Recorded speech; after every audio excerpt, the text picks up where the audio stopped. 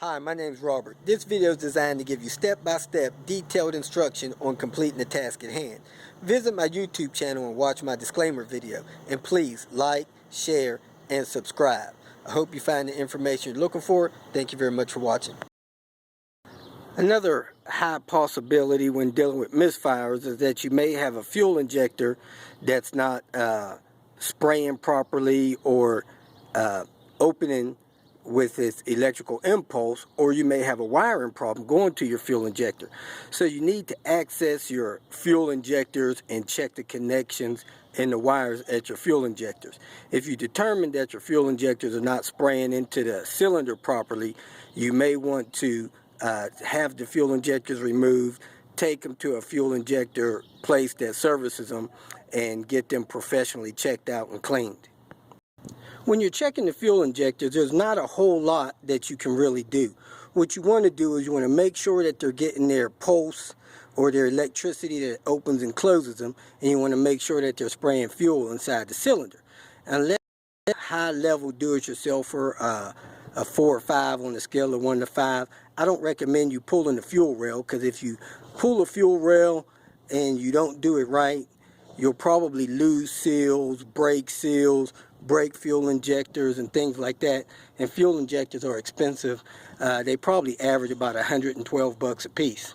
So what I want you to do is make sure the connections are good, the wires look good, and they're spraying fuel inside the cylinder by pulling the spark plug, making sure the spark plug is wet if you're having a misfire in that cylinder.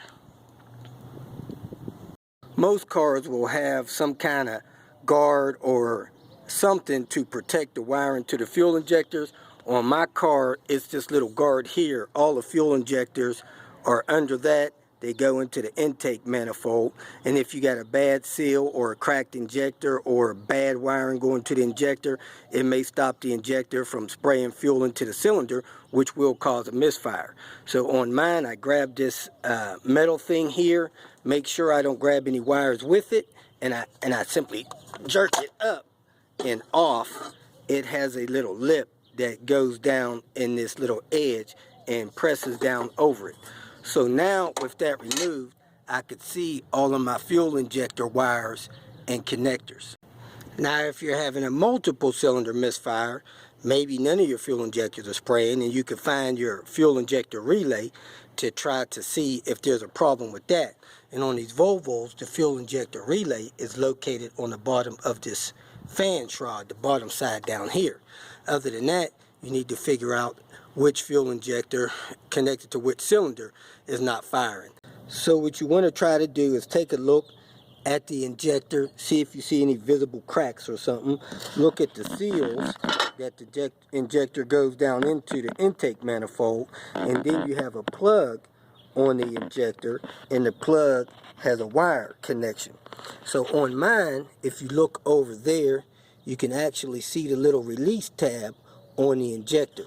So I can push in that metal tab, squeeze that in, then I should be able to unplug that wire.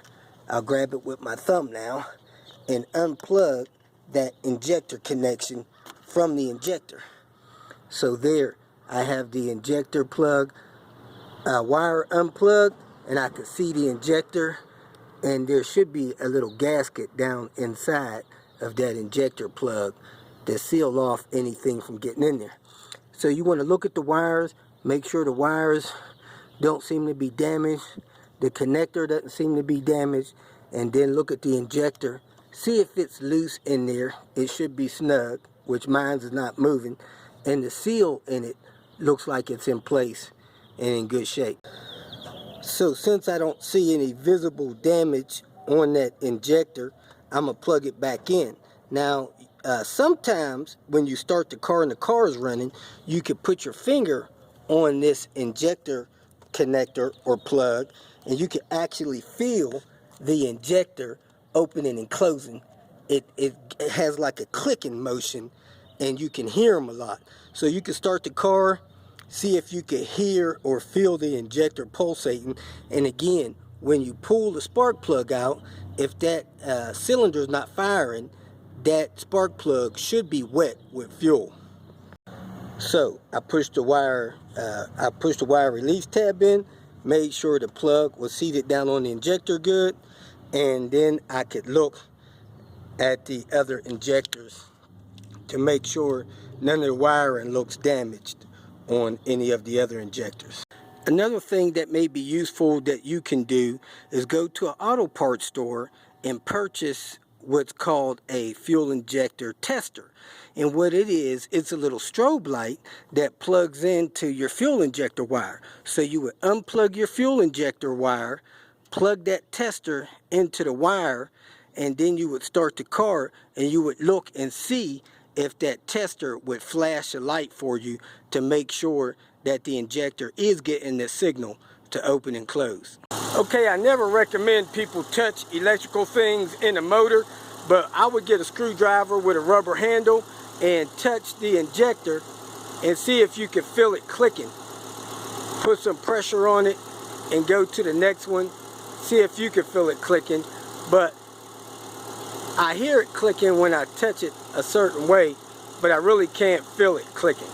After you're done testing your wires, you want to take your cover, place it back in place, make sure it's center, and make sure it's secure back over your injectors by knocking it down on top of there.